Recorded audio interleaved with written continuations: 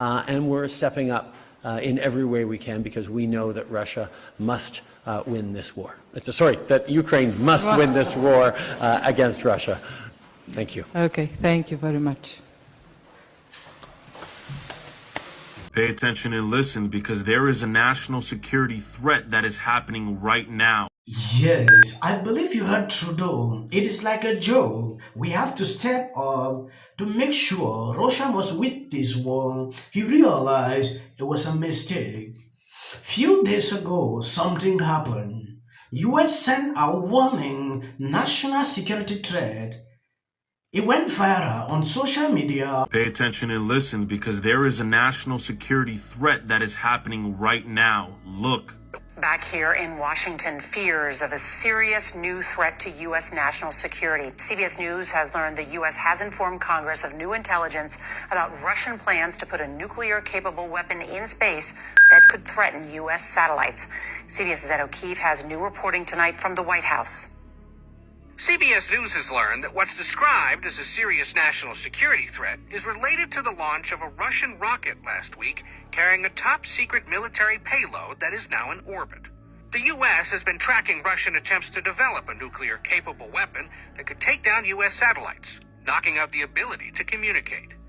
National Security Advisor Jake Sullivan provided no detail, but didn't deny a threat exists. It is impossible to answer with a straight yes, right? Because Americans understand that there are a range of threats and challenges in the world that we're dealing with every single day. House Intelligence Committee Chairman Mike Turner of Ohio first revealed the existence of a threat and called on President Biden to declassify all information relating to it. And I just want to let you know that they haven't fully declassified everything that is going on with this national security threat.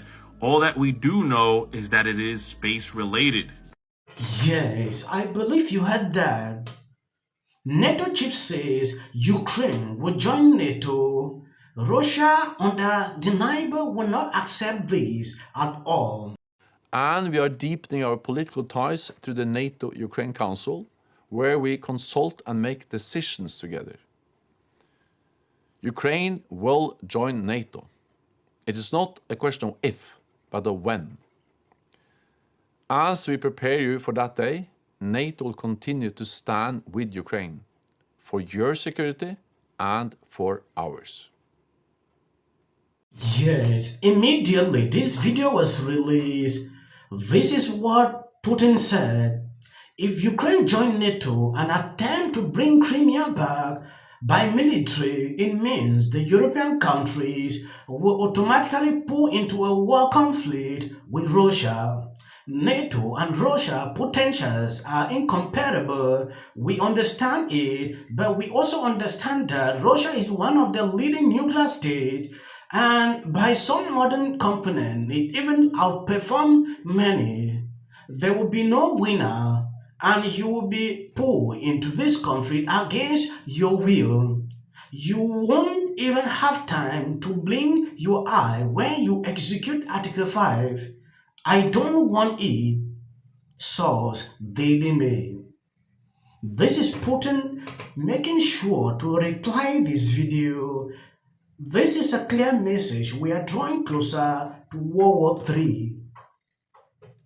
Why don't we do this? I just got off the phone with 2 Democratic senators. Let's make Russia state-sponsored terrorism under U.S. law.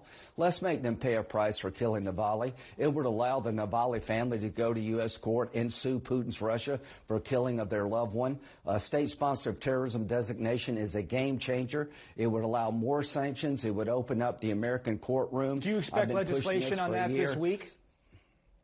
Yes, absolutely. President Biden told Putin, if something happens to Navalny, you're going to pay a price. President Biden, I agree with you. The price they should pay is to make Russia a state sponsor of terrorism like Iran, Cuba, and North Korea. They deserve this designation. Putin's been killing people, opposition leaders, for decades now. He's dismembered Syria. He's one of the world's worst actors. He's an indicted war criminal. Left, I call up Lindsey Graham, and he straightens it out so fast. And I'll tell you, no, remember.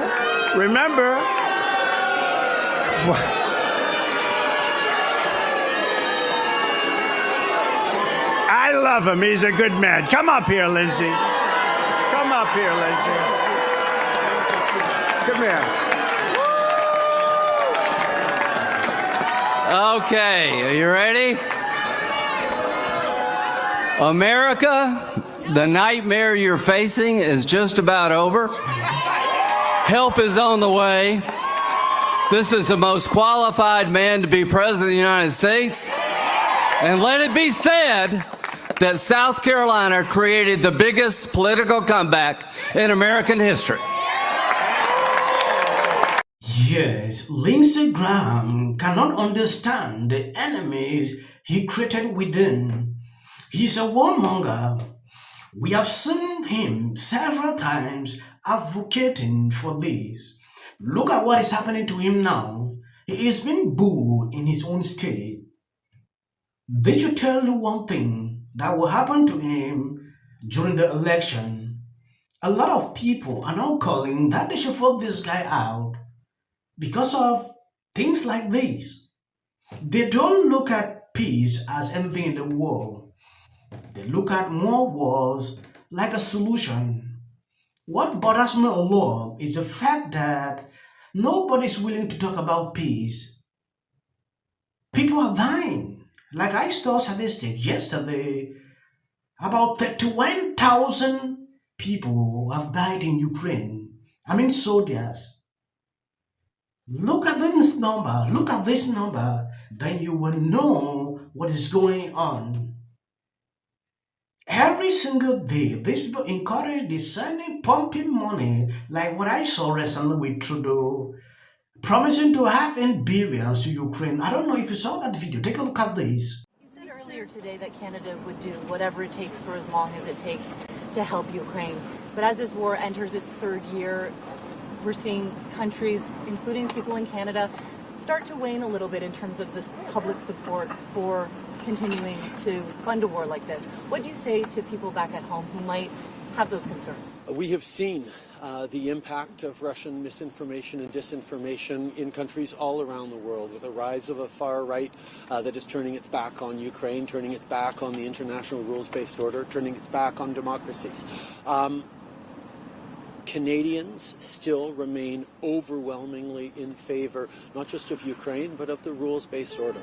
It was unfortunate over the past number of weeks that we saw the Conservative Party vote against the economic measures for Ukraine that would come with the modernized free trade deal. But we are certain that despite that faltering, Canadians still remain expecting their government to do everything that's necessary for Ukraine. And that's why, for example, we just signed a 10-year security assurance deal with Ukraine that features over $3 billion in aid directed this year. This is something that demonstrates the depth of our commitment and will continue to. Truckers, long-haul truckers specifically. Hell yeah, truckers. Truckers, do you actually think you're irreplaceable? Like, this is capitalist America. You won't do it. Maybe even an immigrant. Legal immigration are okay. And divided by class. Are you sure? Watch the water there. I hate my job.